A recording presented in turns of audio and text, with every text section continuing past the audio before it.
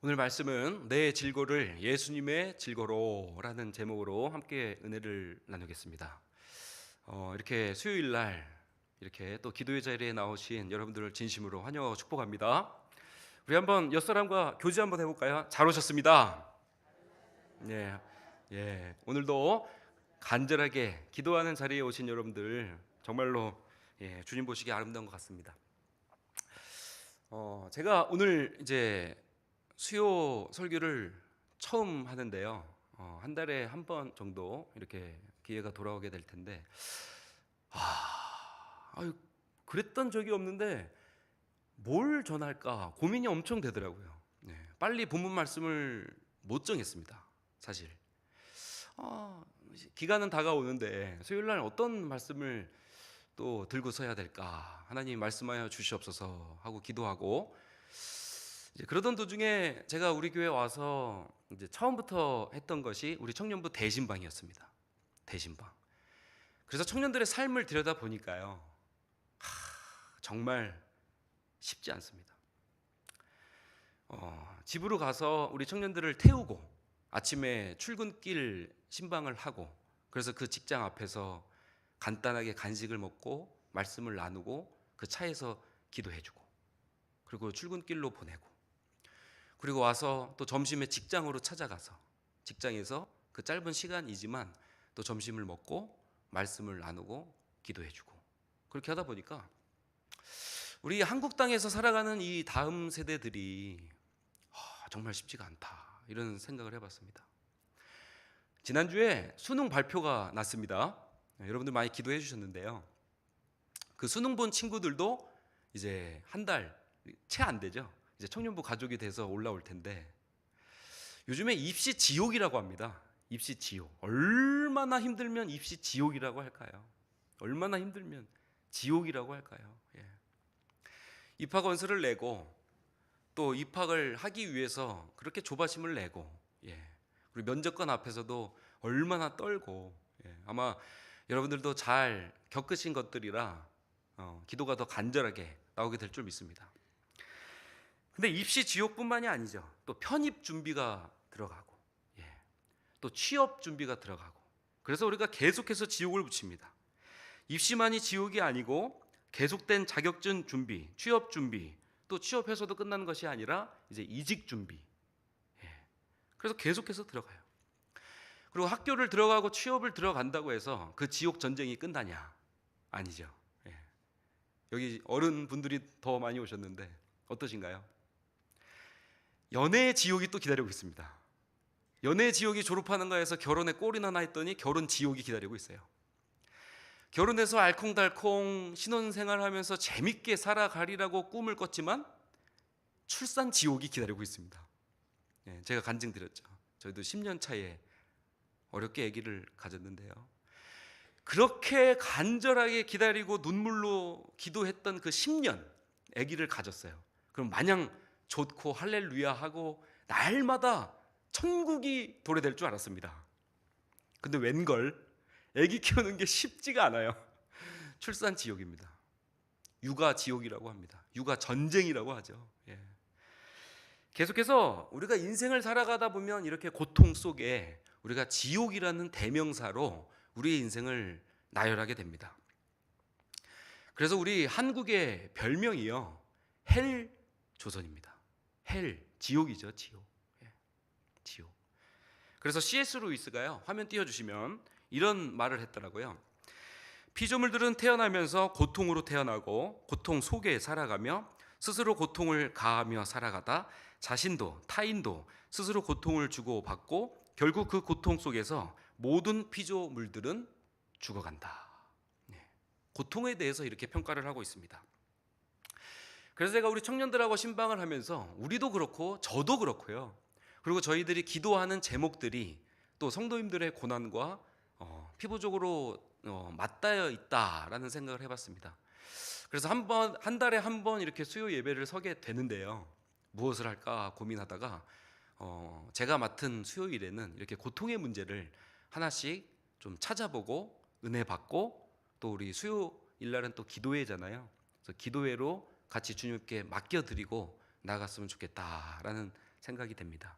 그래서 고통의 문제에 대해서 질병, 좌절, 낙심, 답답, 불신, 무기력, 막막하고요. 삶에 대한 상실감, 그리고 자포자기하고 인생의 굴곡, 이런 문제들에 대해서 이제 한 챕터씩 이렇게 기도해 보는 시간으로 가졌으면 좋겠습니다.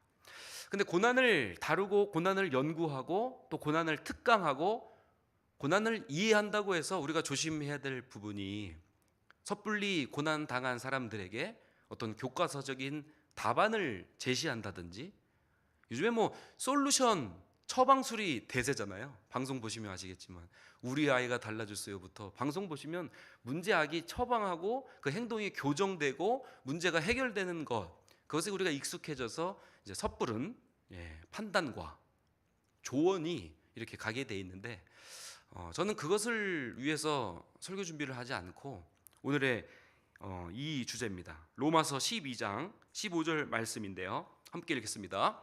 시작. 즐거워하는 자들과 함께 즐거워하고 우는 자들과 함께 울라. 우리가 고난을 묵상하고 고난을 대하는 태도는 바로 이 말씀이 정답인 줄 믿습니다. 고난 당한 사람들에게 찾아가서 하나님의 말씀이 이렇다 저렇다 뭐 정답인 것처럼 이야기하고 처세술을 처방하고 솔루션을 제시하면요, 그 당사자들은 그게 소리가 안 들려요. 그 소리가 안 들려요. 이 말씀처럼 함께 우는 기도회가 됐으면 좋겠습니다. 눈물의 기도회가 됐으면 좋겠습니다. 수련회가 되고 부흥회가 됐으면 좋겠어요.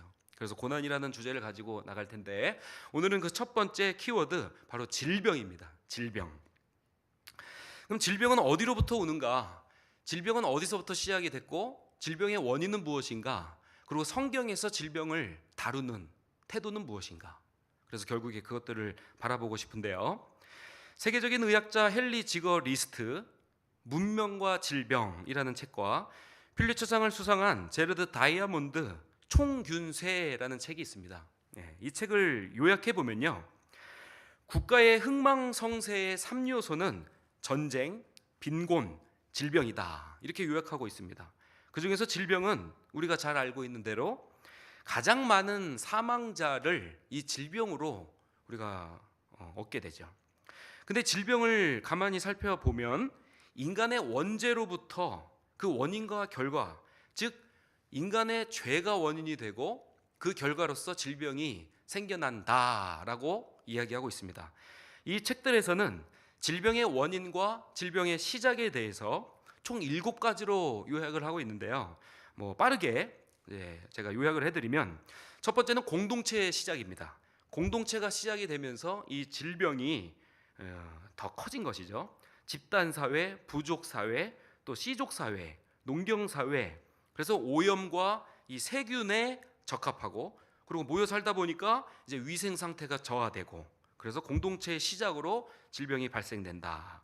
그리고 두 번째는 동물입니다. 동물. 14세기의 유럽 인구의 3분의 1이 다 사망한 사건, 흑사병, 패스트, 아마 들어보셨을 텐데요. 쥐에서부터 옮겼다고 하죠. 그리고 천연두, 또 인플루엔자, 결핵, 말라리아, 홍역, 콜레라, 이것들이 다 동물의 질병에서부터 변종된 질병이라고 합니다. 세 번째는 흉년과 기근을 통해서 질병이 찾아오게 되고요. 네 번째는 전쟁입니다. 이 전쟁을 하면 사망자가 많이 발생하고 그 사망자에서 나오는 시체의 부패, 그리고 세균, 그리고 전쟁을 하면 이제 피난을 가잖아요.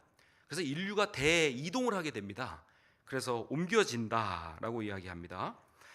그리고 질병에 대한 원인과 시작을 도시화를 꼽고 있습니다. 이 도시화가 되면요, 이 오수와 쓰레기가 가장 문제가 되죠. 우리나라도 이 좁은 땅에서 쓰레기 문제가 엄청 큰 문제입니다. 이제 큰일입니다. 다음 세대. 이 쓰레기가 문제가 되고, 그다음에 여섯 번째는 인간의 탐욕입니다. 탐욕으로 대표적인 질병이 성병이죠. 성병, 성병, 또 임질, 매독, 에이즈 같은 거. 그리고 인간의 탐욕으로 18세기 여성들의 90%가 질환을 겪었던 것이 바로 코르셋 문화입니다. 코르셋 문화. 코르셋으로 이걸 꽉 조이다 보니까 흉부가 압박되고 복부가 압박돼서 이제 위장 장애가 되고, 압박이 되다 보니까 혈액 순환이 안 돼서 실신하고 경련에 이르는 그런 질병까지 도래됐다고 그렇게 설명을 하고 있습니다. 마지막으로 현대화는 이 시대의 불치병의 시한폭탄이다, 이렇게 이 책에서는 설명하고 있습니다. 현대화가 진행되면 진행될수록 각종 현대병 또 성인병들이 계속해서 생겨나게 되겠죠. 과거에는 없었던 질병들이 계속해서 생겨납니다. 우리가 코로나 팬데믹을 얼마 전에 겪었는데요, 인류 역사를 들여다보면요, 한 5년 주기로 이렇게 큰 이런 전염병 또 사망자가 나오는 유행하는 이런 질병이 대두가 된다고 합니다. 이렇게 질병에 대해서 이제 과학자들, 역사학자들이 7가지 원인을 나열하고 있는데요. 그러면 오늘 말씀에서는 이 질고, 이 질병에 대해서 우리에게 어떻게 말씀하고 계신가? 그리고 우리는 무엇을 또 잡고 오늘 기도해야 될 것인가? 라는 질문에 오늘 본문 속으로 한번 들어가 보기를 원합니다. 첫 번째는 질고를 예수님께서도 잘 아신다라고 한다는 것입니다. 질고를 예수님도 잘 아신다. 오늘 2절 말씀인데요, 함께 읽겠습니다. 그는 주 앞에서 자라나기를 연한 순 같고 마른 땅에서 나온 뿌리 같아서 고운 모양도 없고 풍채도 없은즉 우리가 보기에 흠모할 만한 아름다운 것이 없도다, 이렇게 이야기하고 있습니다. 오늘 이 이사야 53장의 내용이 별명이 붙었는데요, 바로 예수님의 묘사장입니다. 예수님의 묘사장. 근데 예수님을 이렇게 묘사를 하는 거죠. 사진 한번 보여주세요. 연한 순 사진 이건데요, 너무 약하죠. 그리고 뭐 신부의 그런 부케를 한번 생각해 보세요. 또 장미꽃, 백합, 그런 꽃과 한번 비교를 해보시면 너무 작고 너무 연약하고 보잘것이 없습니다. 이런 연한 순 같은 모습의 예수님을 묘사하고 있는 것이죠. 저렇게 마른 땅에서 나온 뿌리 같아서 고운 모양도 없고 풍채도 없은즉 우리가 보기에 흠모할 만한 아름다운 것이 없도다. 근데 우리의 인생의 목표, 또 신앙생활의 목표는 바로 예수님을 닮아가는 것이죠. 한번 우리 옆 사람과 다시 한번 인사해 볼까요? 졸릴 때가 됐으니까. 옆 사람을 한번 보시면서 이렇게 축복해 보세요. 성도님을 보니, 권사님을 보니, 집사님을 보니 예수님 닮은 것 같습니다. 시작. 성도님을 보니 예수님 닮은 것 같습니다. 성도님의 눈빛에서 예수님의 눈빛이, 언어에서 예수님의 언어가, 그 마음에서 예수님의 사랑이, 우리가 신앙생활하는 모습은 예수님을 닮아가는 것인데요. 그럼 반대로 말하면 당신은 예수님을 닮았습니다 라고 말하는 것이 가장 큰 인류의 축복 중에 축복일 텐데, 예수님은 보기에 흠모할 만한 것이 없고 아름다운 것이 없다는 거예요. 다시 한번 인사해 볼까요? 당신은 흠모할 만한 것이 없고 아름다운 것이 없습니다. 시작. 당신은 흠모할 만한 것이 없고 아름다운 것이 없습니다. 저한테만 하세요. 또 돌아가는 길에 싸울라. 저한테만 하세요. 용준이는 흠모할 만한 것이 없고 아름다운 것이 없습니다. 이게 지상 최대의 칭찬 아니겠습니까? 예수님이 이 모습이에요. 예수님을 닮아가야 되는데 예수님의 묘사장, 이사야 53장에 예수님을 보고 이렇게 표현하고 있습니다. 그 예수님은 정말로 흠모할 만한 것이 없어요. 그리고 3절에 보시면 그는 멸시를 받아 사람들에게 버림받았으며 간구를 많이 겪었으며 질고를 아는 자라. 여기 질고를 아는 자라 이렇게 나오죠. 성경에서 질고라는 단어가 총 3번밖에 쓰이지를 않고 있습니다. 3번. 근데 이 오늘 본문 이사야 53장에 그 3번이 전부 기록되어 있습니다. 그러니까 예수님의 묘사장이자 질고장이에요. 질병장입니다. 그러니까 닉네임을 바꿔서 우리가 제목을 붙여보면요, 그러니까 예수님 그 묘사 자체가 질고다, 이런 말입니다. 예수님을 질고를 아는 자라. 간고는 여기서 가난하고 고생스럽고 처지나 상태가 어렵고 힘듦이라는 사전적 용어고요. 질고는 질병으로 인한 고통이란 뜻입니다. 그러니까 예수님 자체가 간고고, 간고를 겪기 위해서 이 땅에 오셨고, 질고를 알고 질고 속으로, 그냥 단순히 질고를 겪기 위해서가 아니라 질고 속으로, 즉 예수님이 질고고 질고가 예수님으로, 예수님을 묘사할 때 예수님이 질고다, 이렇게까지 이야기할 수 있을 정도로 예수님에 대해서 질고를 알고 계신다. 이렇게 이야기하고 계십니다. 그러니까 우리가 예수님을 닮아가는 것이 목적인데 사실 예수님 자체가 간고이고 예수님 자체가 질고라고 한다면 우리의 기대치와는 너무나도 달라요. 저는 축복을 원하거든요. 저는 자식을 많이 낳기를 원하고요. 좋은 대학 가기를 원하고요. 부자 되기를 원하거든요. 나는 축복을 원하는데 근데 예수님을 닮아가는 것이 우리의 신앙생활의 원리고 목적인데 예수님은 간고 그 자체이고 예수님은 질고 그 자체이다. 그러니까 내가 추구하는 예수님의 상과 예수님의 모습이 완전히 거기서 대조가 되는 것이죠. 그래서 우리는 이렇게 생각을 합니다. 나는 예수님 닮아가지 않을 거야. 나는 성경을 배우지 않을 거야. 나는 성경을 알아가지 않을 거야. 성경을 공부하지 않을 거야. 그냥 왔다 갔다 신앙생활을 하는 것이 좋아. 깊숙이 들어가지 않을 거야. 그게 요즘의 현대사회의 크리스찬의 모습들입니다. 저는 우리 수요 기도회에 나오신 분들이 그나마 그 자락, 우리가 대표성의 원리라고 하잖아요. 올림픽에 나갈 때 그냥 다 나갈 수 없습니다. 태극마크를 단 대표들만 갈 수가 있는데요. 저는 이 수요 기도회 자리에 나오신 여러분들이 기도의 대표성의 원리라고 믿습니다. 내 삶을 들여서 예수님을 닮아가기를 원하고 눈물로 기도하는 자리에 나오신 우리가 그 예수님을 붙잡고 주님, 예수님을 닮아가고 싶어요.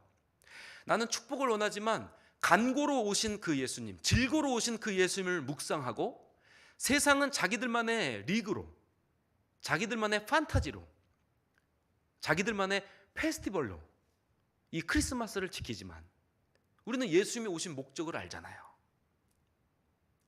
예수님이 부유하기 위해서 오신 게 아닙니다. 예수님의 오심과 그 자체가 십자가의 형벌을 바라보고 오셨다라고 한다는 것입니다. 성탄을 좀 의미 있게 보냈으면 좋겠어요.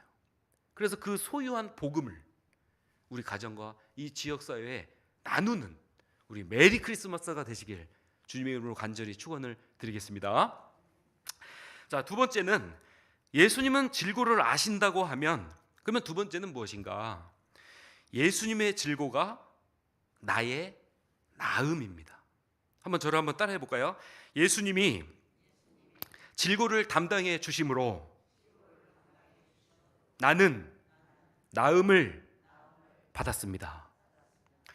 질고 그 자체이신 예수님께서 그냥 질고인 상태로 머무르는 것이 아니라 나의 질고를 대신 지시고 그 질고로 인해서 나는 나음을 주신다라고 한다는 것이죠. 4절인데요. 좀 빠르게 가겠습니다. 그는 실로 우리의 질고를 지고, 그 질고 자체로 오신 분이 그냥 여기 와서 제가 사회복지학과인데요. 장애인의 날이 있잖아요. 그 날에 장애인 체험을 해요. 저희들이.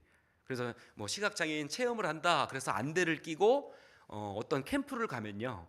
24시간 장애인 체험을 하는 그런 실습도 있었습니다. 근데 예수님이 질고를 지러 오셨을 때 그냥 단순한 체험이 아니죠. 예수님은 실로 우리의 질고를 지시고 우리의 슬픔을 당하셨다라고 한다는 것입니다. 근데 우리는 생각하기를 그는 징벌을 받아 하나님께 맞으며 고난을 당한다 하였노라. 5절에 그가 찔림은 우리의 허물 때문이요 그가 상함은 우리의 죄악 때문이라. 그가 징계를 받음으로 우리는 어떻게 된다고요? 평화를 누리고, 그가 징계를 받음으로 우리가 평화를 누리고요. 그가 채찍에 맞음으로 우리는 어떻게 된다고요? 나음을 받았노라. 아멘. 주님께서 채찍에 맞으시고 십자가 지시고 질고를 지시고 간고를 지시고 주님의 그 고통을, 나의 죄악의 고통을 대신 지심으로 우리가 나음을 받을 수 있다는 것입니다. 이게 복음이죠. 이게 할렐루야인 줄 믿습니다. 예수님은요, 성경 말씀에 이 치유 사역이 정확히 21번이 등장합니다. 문둥병자를 고치시고 백부장의 종을 고치시고 베드로의 장모를 고치시고 혈류증 여인, 맹인, 귀신 들린 사람, 베데스다 연못에 38년 된 병자, 수많은 예수님의 치유 사역이 등장하는데요. 예수님의 치유의 사역이 집행될 때는 반드시 따라오는 단서 조항이 붙습니다. 그게 마태복음 8장에 기록되어 있습니다. 함께 읽겠습니다. 시작. 한 나병 환자가 나와 절하며 이르되 주여 원하시면 저를 깨끗하게 하실 수 있나이다 하거늘 예수께서 손을 내밀어 그에게 대하며 이르시되 내가 원하노니 깨끗함을 받으라 하시니 즉시 그의 나병이 깨끗하여 지니라. 아멘. 이 반드시 예수님의 사역에서는 동반되는 단서가 있는데요, 바로 주님이 원하시면. 또 질문 드려볼게요. 주님이 우리의 질병, 우리의 고난, 여러 가지 말 못할 우리의 건강상해, 우리의 정신질환상해, 관계 속에, 우리의 물질, 가정, 부부, 자녀, 사업, 취업, 자격증 준비, 면접, 많은 고난들이 있는데요, 예수님이 무엇을 더 원하실까요? 제가 딸이 있잖아요. 이제 딸을 낳아보니까 조금 알 것 같아요, 부모의 마음을.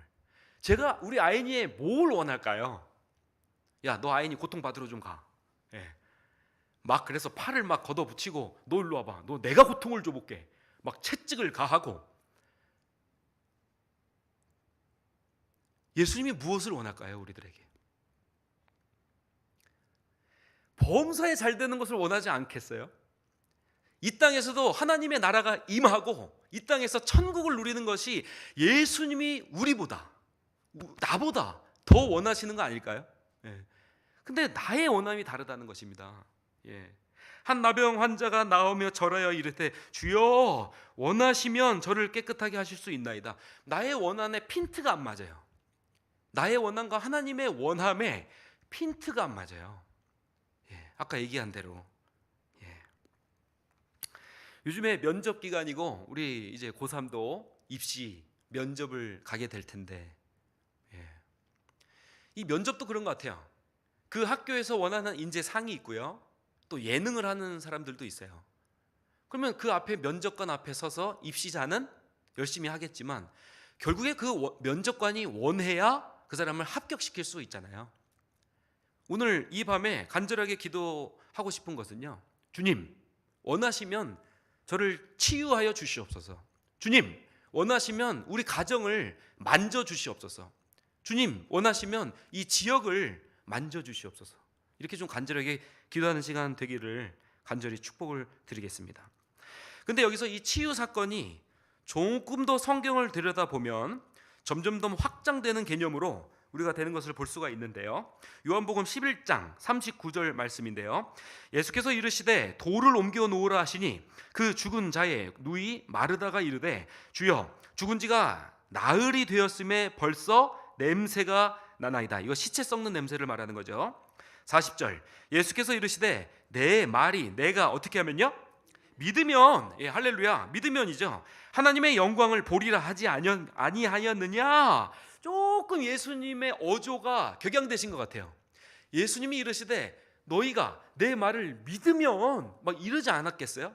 그냥 예수님이 젠틀하게 아나운서처럼 너희가 내 말을 믿으면 이렇게 하진 않았을 것 같아요. 이게 지금 치유 사건의 정점이거든요. 치유는 그냥 팔을 좀 다친 사람이 팔을 낫게 하고, 다리가 좀 불편한 사람이 다리를 낫게 하고, 우리가 암 환자들 암이 낫게 하고, 이런 것이 이제 치유라고 얘기할 수가 있는데요, 이 죽은 나사로를 살린 것은 치유 중에 치유고 기적 중에 기적이고 치유 중에 정점입니다. 정점. 이미 죽은 자를 살리시는 예수님의 권능, 예수님의 능력을 오늘 본문에서 말씀해 주고 계시거든요. 근데 단서가 붙어요. 치유에 대한 이야기를 계속하시고 그 치유에 대한 정점의 이야기를 죽은 자도 살리시는 나사로 비유를 이야기하시면서 믿음을 거기다 갖다 붙이시거든요. 내가 믿으면 내 말대로 된다고 하지 않았겠느냐. 예수님이 답답해한 어조로 이렇게 말씀하고 계신 거죠. 마가복음 2장 3절 보시면 사람들이 중풍병자를 네 사람에게 메워 가지고 예수께 올세 무리들 때문에 예수께 데려갈 수가 없으므로 그 계신 곳에 지붕을 뜯어 구멍을 내고 중풍병자가 누운 상을 달아내리니 5절 함께 보겠습니다. 시작. 예수께서 그들의 믿음을 보시고 무엇을 보셨다고요? 믿음을 보시고 중풍병자에 이르시되 작은 자야 내 죄사함을 받았느니라 하시니 아멘. 예, 여기도 보니까요, 이게 지금 치유 사건, 질고 사건, 질병 사건, 우리가 지금 이 오늘은 키워드로 질병을 다루고 있는데요, 치유 사건을 이야기하면서 또 믿음을 이야기하시고, 예, 그리고 죄 사함을 받았느라 그렇게 이야기한단 말이죠.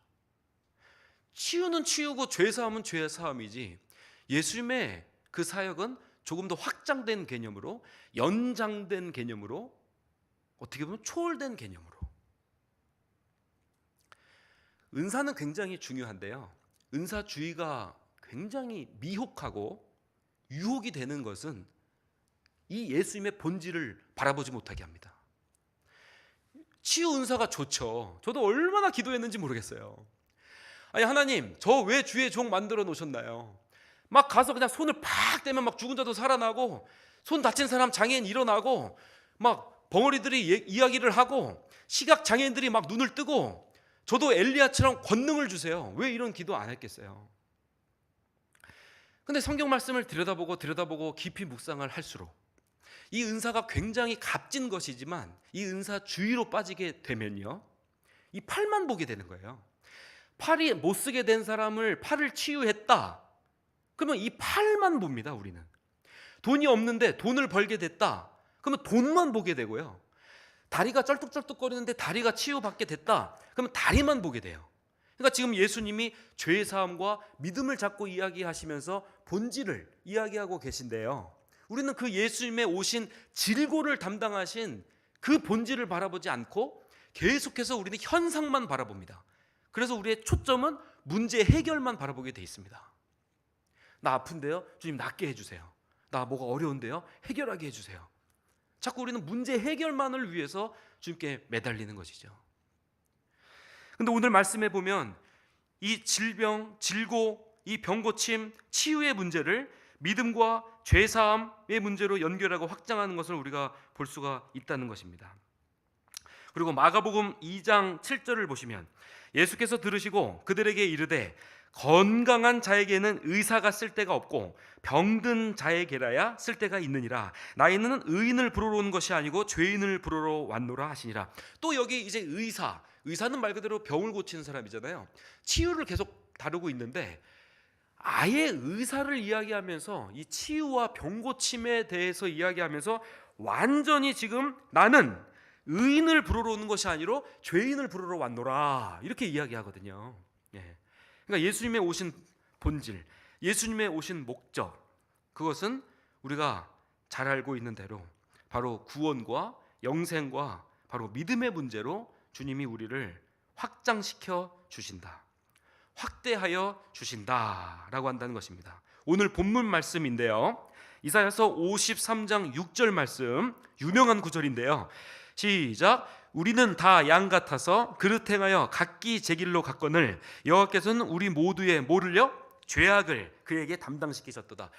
제가 서론에서 말씀드렸습니다. 오늘 질병이 키워드인데요, 질고가 성경 전체에서 3번밖에 기록이 안 되어 있어요. 근데 오늘 이사야서 53장에 질고가 3번이 전부 다 기록이 돼 있고, 그리고 오늘 6절 말씀을 보면 우리 모두의 죄악을 그에게 담당시키셨도다, 이러고 오늘 말씀의 정점으로, 클라이막스로 올라가고 있습니다.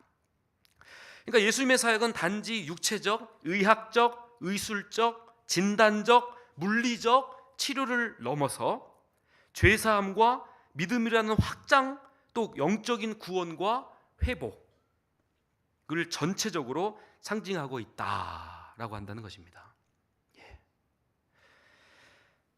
제가 한번 질문 드려볼게요. 예수님께서 오셔서 또 성경에 많은 기적과 이사들이 기록이 되어 있는데요, 그 사람들 지금 다 어디 갔을까요? 예수님이 병 고친 사역이 총 21번이 기록되어 있어요. 그 사람들 지금 다 어디 갔을까요? 죽은 나사로 살리셨어요. 나사로 지금 어디 갔을까요? 여기 지금 있을까요? 그러니까 예수님의 말씀하시고 계신 거는요, 이 땅에 100세 시대인데요, 100세를 위해서 살아가는 인생보다 영생을 주시기 위해서 예수 그리스도께서 이 질고를, 우리의 질고를, 우리의 죄악을 담당해 주신 줄 믿습니다. 오늘 이것이 가장 중요한 이유죠. 그래서 세 번째는 예수님의 질고로 인해서 언약을 성취하셨습니다. 오늘 가장 중요한 말씀인데요. 10절을 읽고 오늘 한번 마치도록 하겠습니다. 10절입니다.